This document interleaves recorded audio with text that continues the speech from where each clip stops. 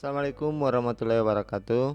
Jumpa lagi teman-teman dengan saya Erwin Gatot sebagai pengampu mata kuliah pemrograman berorientasi objek, pengembangan dari mata kuliah sebelumnya, yaitu mata kuliah pemrograman basic seperti algoritma pemrograman.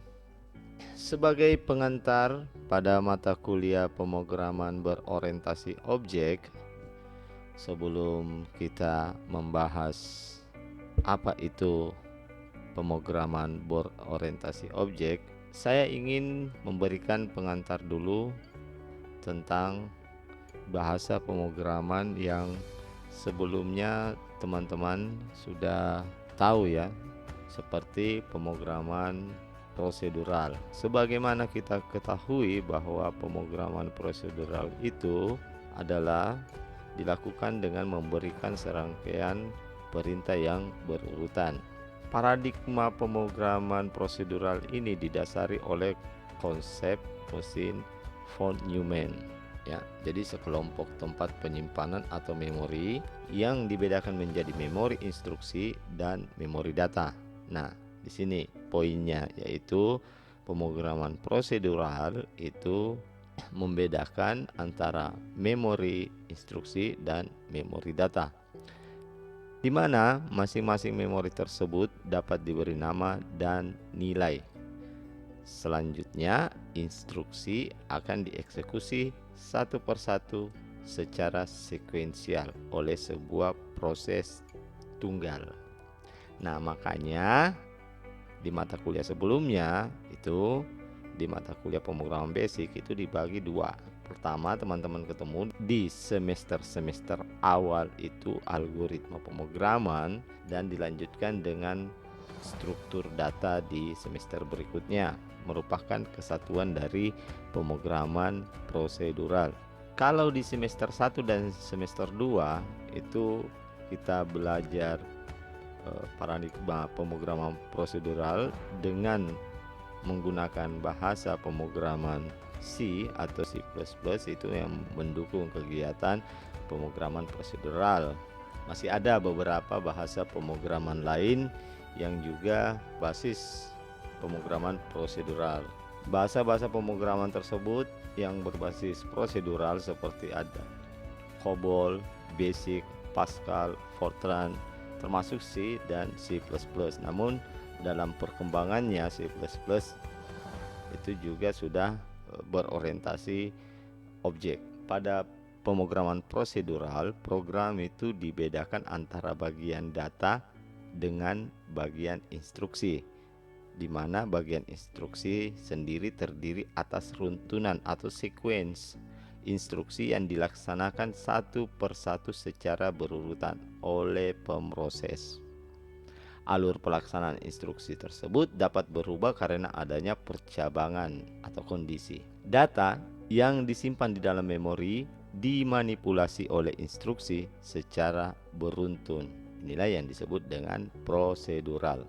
Nah, baik, tadi sekilas pengantar bahasa pemrograman dengan konsep prosedural. Sebelum kita masuk ke bahasa pemrograman berorientasi objek, sekarang kita bahas lagi sekilas tentang object oriented programming, atau dalam bahasa kita itu pemrograman berorientasi objek. Apa itu pemrograman berorientasi objek? Saya singkat di sini, pemrograman berorientasi objek saya singkat saja menjadi PBO, itu merupakan metodologi dalam pemrograman yang diciptakan untuk memodelkan kasus-kasus nyata ke dalam satu objek.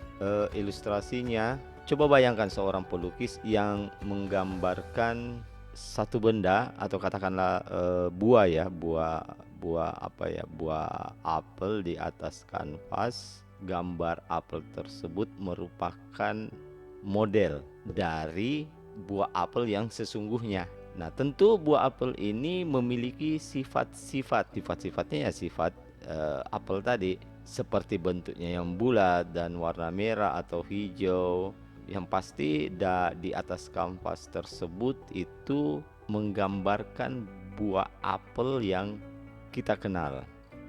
Buah apel yang sebenarnya digambar di atas kanvas serealistis mungkin seperti apel yang ada di kehidupan nyata. Nah, itulah objek ya.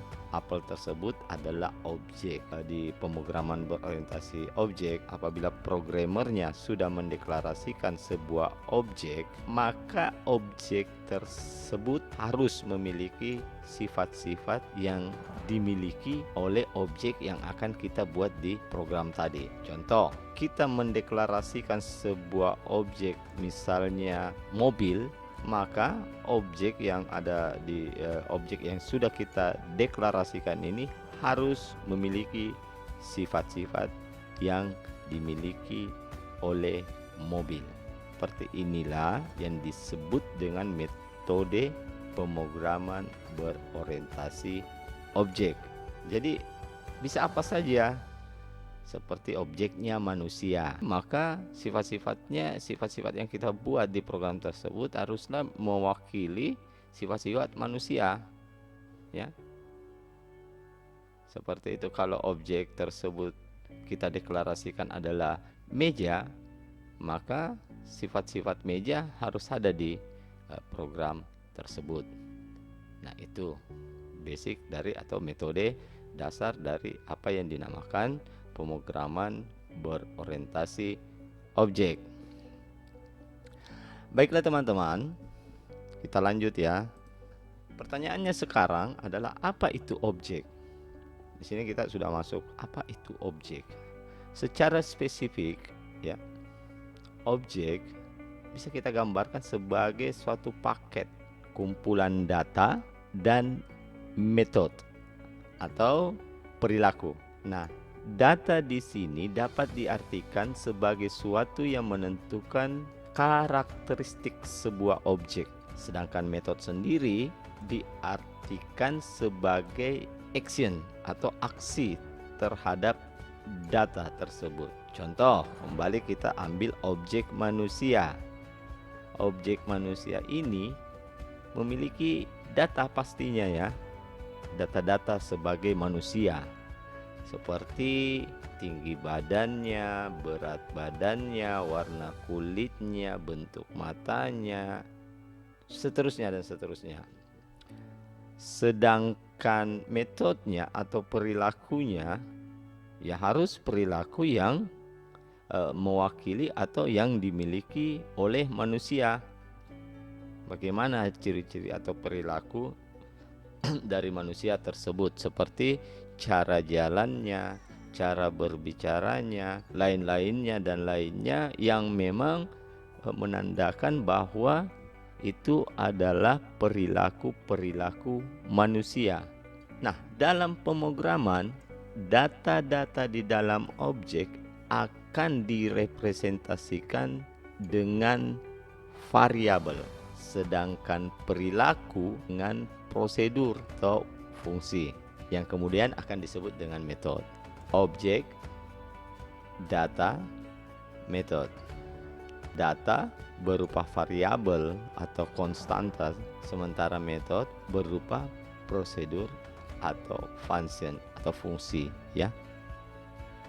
Baik teman-teman, demikian sekilas pengantar dari mata kuliah kita, yaitu pemrograman berorientasi objek. Nanti kita ketemu lagi dalam pembahasan materi lainnya. Baik, assalamualaikum warahmatullahi wabarakatuh.